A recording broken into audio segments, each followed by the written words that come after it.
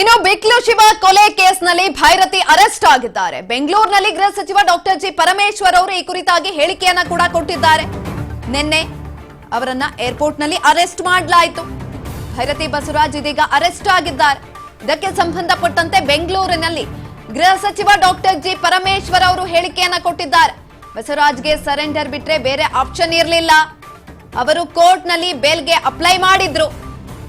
Supreme ಕೋರ್ಟ್ಗೆ ಹೋಗಿ ಬೇಲ್ಗೆ apply ಅನ್ನ ಮಾಡಿದ್ರು. ಅಲ್ಲಿಯೂ ಕೂಡ ಅವರ ಬೇಲ್ ಅರ್ಜಿ ವಜಾ ಆಯಿತು. ಅವರ ಮುಂದೆ ಇದ್ದಿದ್ದು ಕೇವಲ ಎರಡು ದಾರಿ ಅಷ್ಟೇ. ಸದಾಶಿವನಗರ ನಿವಾಸ ಬಳಿ ಪರಮೇಶ್ವರ್ ಹೇಳಿಕೆಯನ್ನ ಕೊಟ್ಟಿರುವಂತದ್ದು. ಇದೀಗ ಎರಡೇ ದಾರಿ ಇದ್ದಿದ್ದು, ಒಂದು ಸರೆಂಡರ್ ಆಗ್ಲೇಬೇಕಾಗಿತ್ತು ಭೈರತಿ ಬಸವರಾಜ್. ಹಾಗಾಗಿ ಬೇರೆ ಆಪ್ಷನ್ಸ್ ಇರಲಿಲ್ಲ ಅವ್ರಿಗೆ.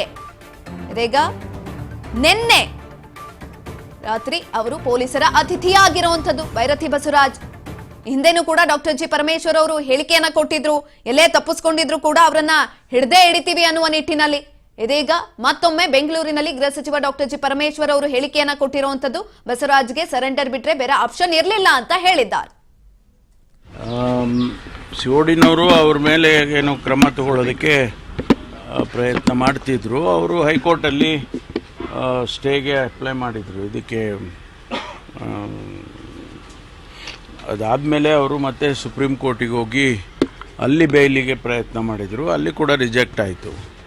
ಇನ್ನು ಅವರಿಗೆ ಉಳಿದದ್ದು ಒಂದೇ ದಾರಿ, ಸರೆಂಡರ್ ಆಗಬೇಕು, ಇಲ್ಲ ಪೊಲೀಸ್ನವರು ಅರೆಸ್ಟ್ ಮಾಡಲೇಬೇಕಾಗ್ತದೆ.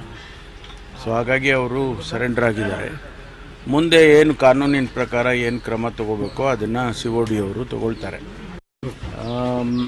ಸಿಒಡಿನವರು ಅವ್ರ ಮೇಲೆ ಏನು ಕ್ರಮ ತಗೊಳ್ಳೋದಕ್ಕೆ ಪ್ರಯತ್ನ ಮಾಡ್ತಿದ್ರು. ಅವರು ಹೈಕೋರ್ಟಲ್ಲಿ